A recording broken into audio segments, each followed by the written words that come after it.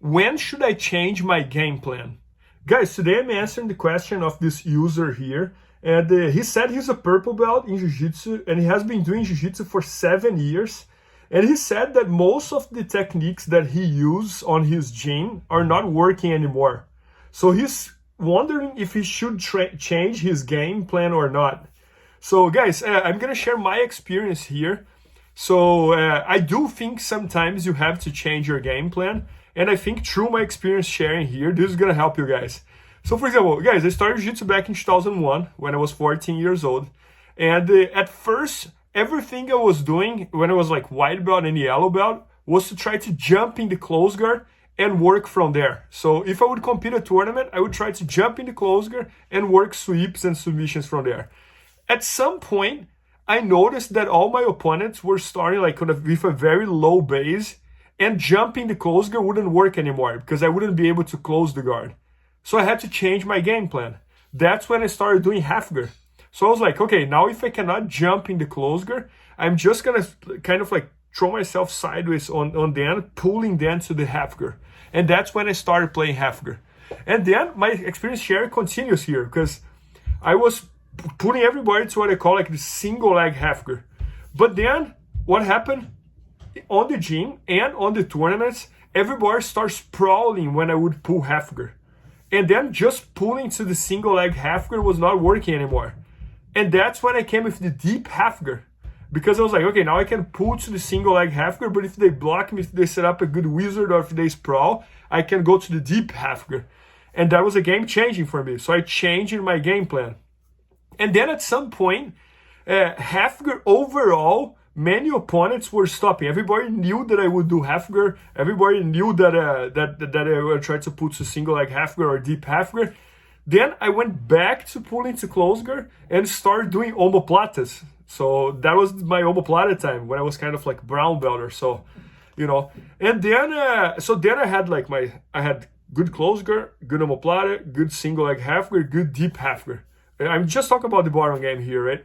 But anyways, and then at some point in my last like probably like 2 years competing, 15, 16, 17, I noticed that everybody knew that I would pull guard. So everybody was waiting for me to pull guard, either pull half guard or pull deep half guard or pull close guard.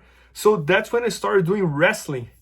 So I changed my game plan again. So now I have the wrestling. Now I can try to shoot. Now I can try to attack a double leg, to attack a single leg. And then if they defend, then I pull half guard. So guys, I think the bottom line here is like, I do think you should always be changing your game plan, but I would try to change my game plan around the core. So what do I mean with that? So for example, if I play half guard, for me to start playing like spider guard might be a little bit too far from my core, which is the half guard. But close guard is not that far, because same way that I'm gonna pull the guy to the half guard, I can pull the guy to the close guard, and I can go from close guard to half guard, I can go from half guard to close guard. So I think it kind of makes sense, you know, like. And for example, if you're talking about the top game, right? If I'm the pressure passing type of guy, I can even do like loose type of passing, Storiano and this and that, but I would try to connect it with my core. So for example, I could start doing some losing passing, and then if they block me, I connect the pressure passing. So I think the idea here is, I think you should always be thinking about changing your game plan. I think that's totally right. And if you're training on your gym and you're having a hard time with the moves that you're applying, you should be changing. You should be thinking, how can I change my game plan here to surprise my training partners, to surprise my opponents in the tournament? But I think you should never forget your old game plan. I think you can add to your game plan. You can almost have like 2 game plans, but you go back and forth between each other. But what you should not do is just completely ignore what you did for years and just focus on this new cool thing, you know, like. So this is what I did on my career. It was always about like building up on top of what I had. So I was good at this, I'm gonna add this. I was good at that, I'm gonna add this. I'm gonna do it. And then I had this chain of moves. And this made a lot of sense to me. Everything I added was one new weapon that I was bringing to the war. Let's put it like this. And this made a massive difference in my career. And I think even as an instructor as well, this helped me tremendously, because now I can understand better different games. I can understand better the challenge that most of the students probably have. And I mean, like, was such a great thing, you know, like. So anyways, just trying to summarize everything I talked here. I definitely think you should change your game plan, but I don't think you should ignore what you have been doing before. So I think you should try to add to your game plan versus just excluding the old stuff, you know, like. So if you add to it, you're gonna have a much more powerful game, and I think that's gonna help you a lot. So guys, this is my opinion. If you disagree, that's totally fine. Just write in the comments your thoughts, why you disagree.